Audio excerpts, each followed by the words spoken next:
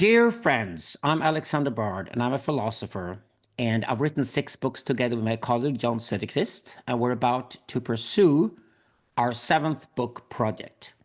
I was having a conversation with my dear friends Andrew and Tom over at Parallax about the way to proceed with this process. And one thing I would love to do is to sit at Parallax and engage with you guys.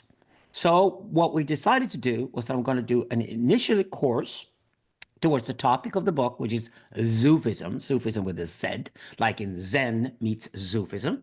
So the first thing we're going to do with Zufism is I'm going to have an introductory course. It's going to be 3 episodes, 3 Wednesdays in April 2025. You find everything at the Parallax homepage. But here's the trick. I'm going to make presentations each one of these Wednesdays, but then I'm going to invite you guys into question and answer sessions.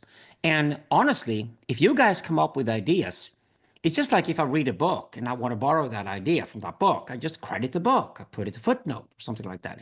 I would gladly do the same thing with you guys. If you guys come up with an original concept that eventually makes it into the book, I will richly credit you for it. And I want you to feel that you're part of the creative process in creating this book.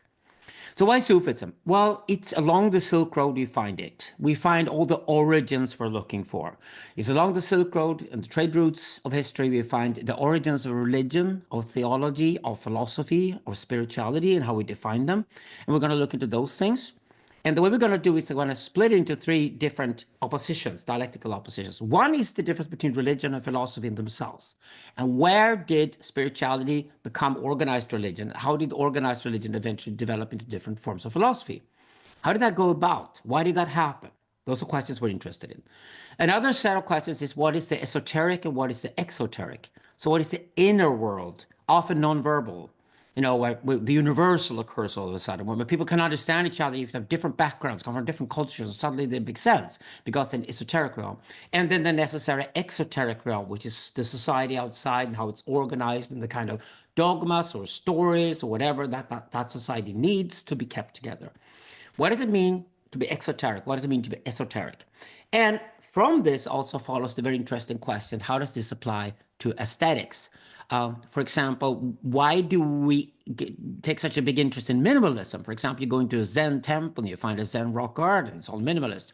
And why is the Baroque at the same time also associated with religion, like the Hinduism of India, the richness of it, and the thousands of different expressions of different gods and goddesses or whatever?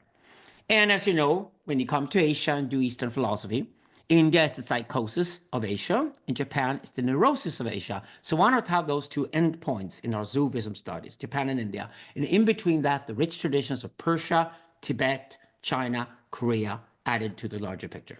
So let's go on this journey together, deep into history, to reformulate and write a book, not a book on history, but a book on philosophy.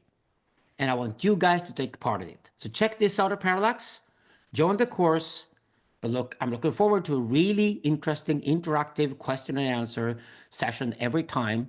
And let's see where we can take this together. And if it eventually makes it into a part of the Söderqvist book, where we have the last word, but you can be part of it and you'll be credited if you are.